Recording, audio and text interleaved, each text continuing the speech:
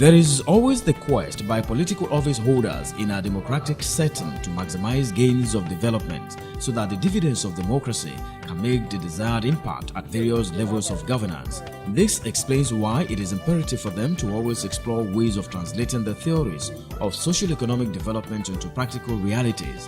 The Ogun State government is never short of ideas in achieving this objective, one of which is the periodic retreat the state is best known for since Senator Idekunle Amosun assumed the leadership of the state in May 2011. The administration introduced the culture of retreat just 6 months into its lifespan as a platform for government functionaries and stakeholders to brainstorm and come up with ways to fast-track the development of the state. The first of such retreats, which lasted 2 days, took place at Ogeri Remo. It was tagged Strategic Planning Retreat for Ogun State Government for the development of a 12-month action plan towards the realization of the government's transformation agenda. Let's do the right things. And I'm saying that one of the problems we have in this country is because we don't do strategic thinking and strategic planning and articulate this strategic initiative so that if we have a new administration, the plan is already there. They can tweak priorities here and there. We see the same people, we have the same problems. They're not going to run away unless we begin to chip away and build proper foundation. We should build proper foundation. And I'm hoping that even if you've already concluded your plans, be sure that it deals with other people in the different sectors and different units. And that is the first step in the continuum. We should have greater collaboration between the civil servants and political office holders. We must ensure due process, transparency, accountability. Government should insulate the civil service from partisan politics. Government should ensure standard succession plan in appointment of the post of head of service and permanent secretaries. The need to guarantee standard promotion or advancement process in the civil service is paramount. Government should continue to inject new blood into the service through transparent recruitment process, especially making use of the appropriate channel, which is the Civil Service Commission and the civil servants.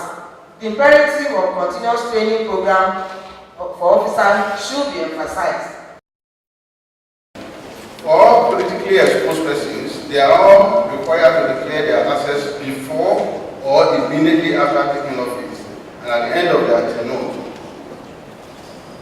There are about 4 million public officers in Nigeria and over 4,000 politically exposed persons, all under the mandate of CCB to monitor and ensure compliance with the codes. The essence of the declaration regime is one, to prevent corruption by deterring public officers from using public office for personal enrichment.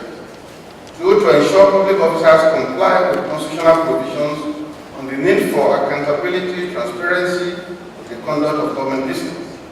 3, enable CCB guide and educate public officers to comply with high standards of morality and behavior in the discharge of their official responsibilities. 4, remind public officers that their activities and behavior are being monitored by the public through the instrumentalities of CCB. And early this year, the state government again put together the 2014 retreat tagged Consolidation, Present Gains and Charting Way Forward. This is part of efforts to maintain the tempo of governance and live up to public expectations.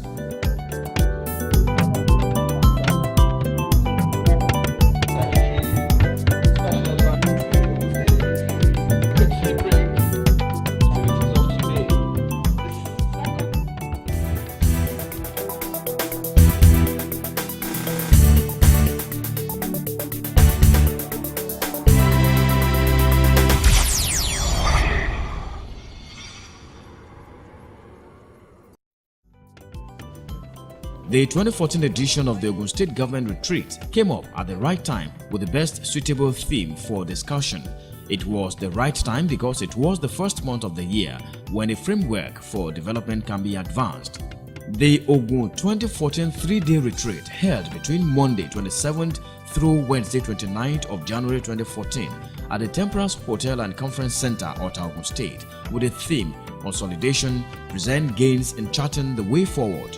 In attendance were all government functionaries and stakeholders. Among them were the state governor himself, the deputy governor, secretary to the state government, head of service, commissioners, special advisors, senior special assistants, permanent secretaries, heads of agencies, ministries and parastatals, and other top government officials. The event kicked off with the registration of participants, including the executive governor, Senator Ibikunle Amosun.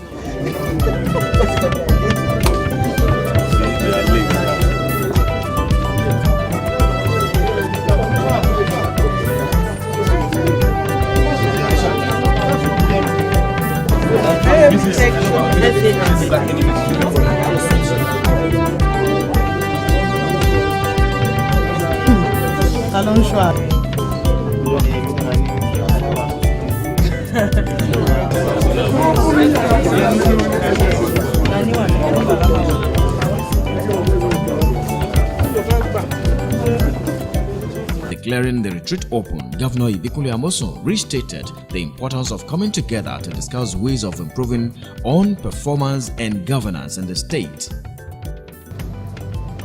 Keep us abreast of best practices, the way things are done world over, is continuous training.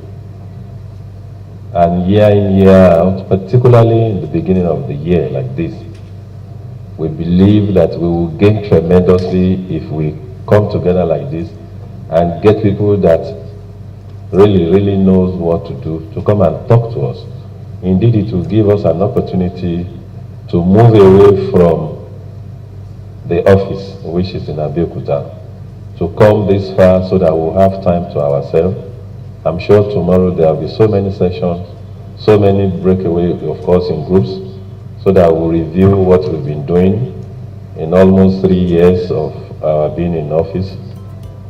Former Lagos State Commissioner for Information, Mr. Dele Alake, presented the first paper on the topic, Information Strategy and Management. He noted with satisfaction the commitment and seriousness with which the Ogun State government pursues its target goals. It's only a visionary government that will think of looking back, looking at all that it had done, analyzing the pitfalls, the successes, and rejuvenating the machinery of government with a view to charting the way forward and making more successes. Speaking further, Mr. Dele Alake dwelled on the importance of interpersonal communication among the people of the state and those who oversee their affairs. He said information dissemination is very important and key in facilitating a free flow of information to the extent that it can make or mar the good image of the government. When you are conceptualizing policies or you are formulating, enunciating, implementing, not to even talk of monitoring, you must be very down to earth, because it's from the truth that you can ferret out the genuine policy objectives, imperatives, options, alternatives. And at the end of the day, you arrive at a very cogent aggregation of your policies for the good of your buyers. Your buyers are your voters, the people.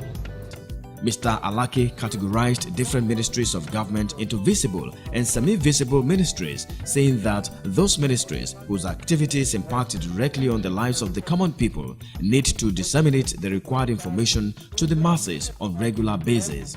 This, he said, will assist government to know the immediate needs of its people through a feedback mechanism. This, he pointed out, will prevent misplacement of priorities in the provision of social amenities to the people. You deploy maximum resources to those ministries that have daily direct impact on the people, like the Works Ministry, Housing, Health, Education. These are ministries that, whether you like it or not, they possess the low-hanging fruits.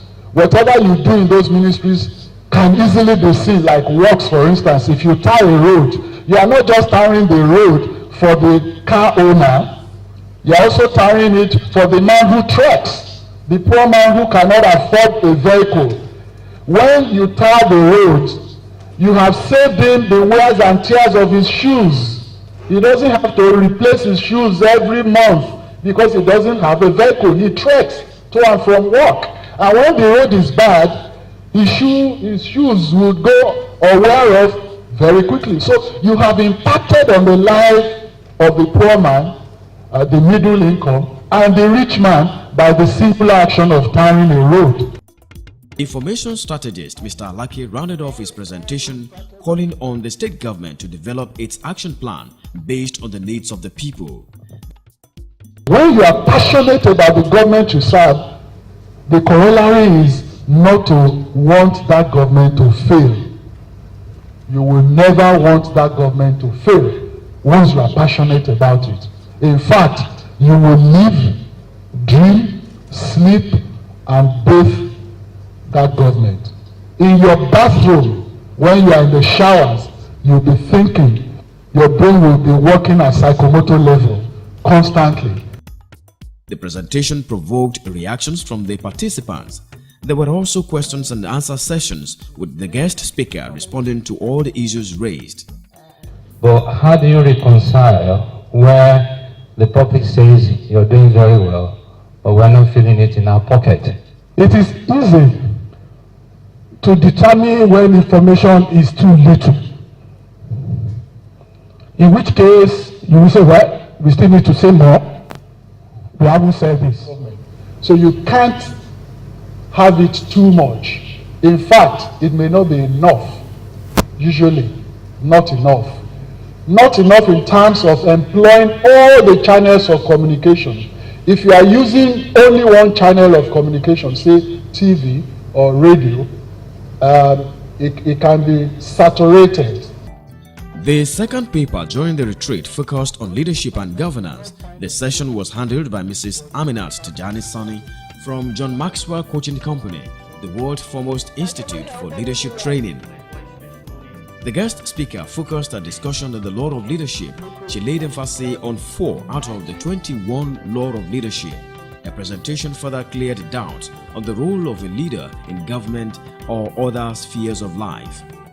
Leadership crystallizes potential because it is intangible. You can't see it, can't feel it, so it needs to be crystallized.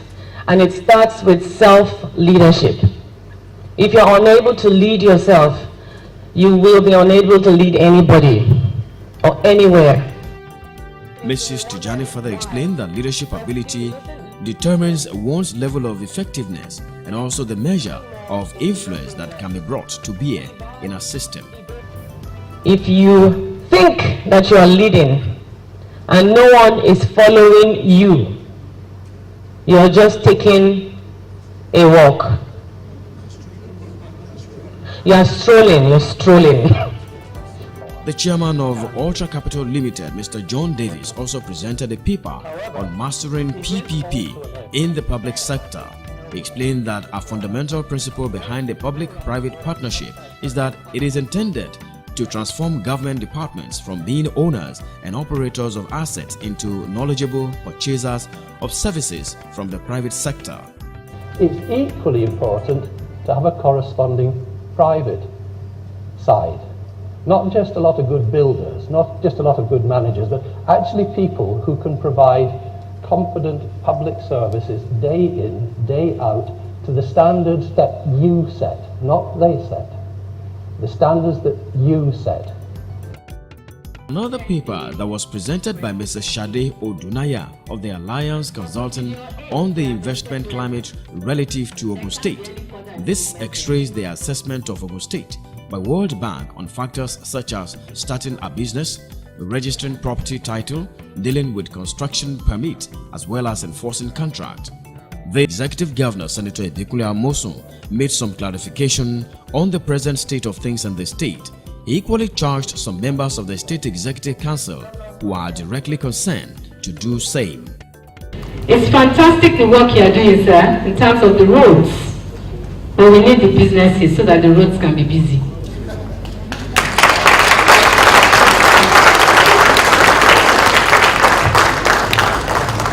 We would like to work in our state, but there must be those who can employ us there, sir.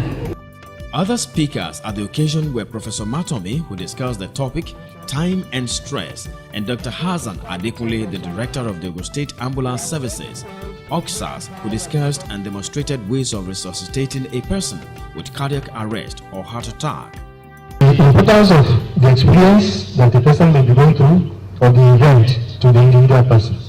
So that singular exposure or the experience, if we tie to it some property of importance, that is, if you feel that that is okay, I'm going to write an exam or I'm going to be fed back by my boss on how far I've done, or how well I've done during periods in the year. If I consider the outcome of that assessment to be very important to keep my job, of course, it may also constitute a stressor. It may make me feel stressed out, and so on and so forth. And this is different from snoring. It's very different. But if you think I'm gasping and I'm actually snoring, please, what should you do? Do chest compression for me. The last section of the retreat discussed team building by Mrs. Bola Taiwo. This section was practical in all senses, which was tailored towards enhancing working as a best team. The participants at the retreat were subsequently grouped to work as a team. The spirit of the team player was to test the intelligent quotient of members of the team.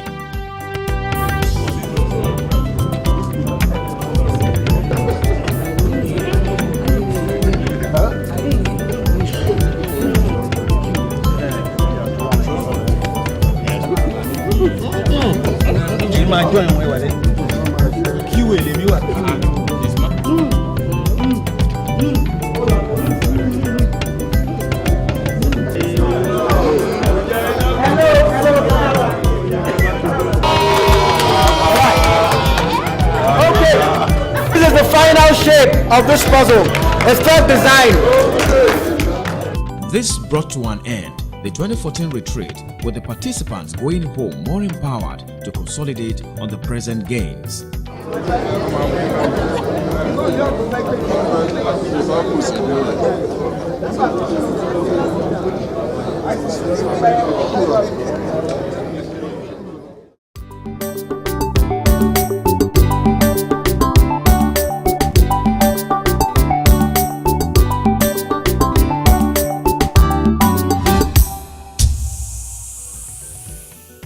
Consolidation, present gains and charting the way forward was the theme for discussion at the 3-day 2014 retreat organized by the Ogun State government under the leadership of Governor Ibikunle Amosun. Participants at the retreat bear their minds on the lessons they learned during the period and how they intend to utilize same to improve on their performance in the various ministries and parastatals. You know that nobody has monopoly of knowledge or wisdom. So we keep on learning every day. So we have learned so much in the last 2 days on how we are going to improve on all the good things we are doing. So we had very good speakers, and we are very sure that with what we've had in the last 2 days, Ogun State will be better for it. We are the practitioners, as it were. It's a reorientation now for the entire service, the entire public service in Ogun State. You see that in the past 48 hours, I mean, we've had people from outside, people who are experts in their various fields, coming to help us assess how far we have gone in implementing our mission to rebuild Ogun State. And based on the assessment, they've also discussed with us on how to chart the way forward and ensure that this administration ends its first term powerfully. It's a pleasure to have a moment where we can sit back and look at what we have done and be able to chart a way forward. It has been a very enriching time to reflect back on the last 2.5 years of this administration.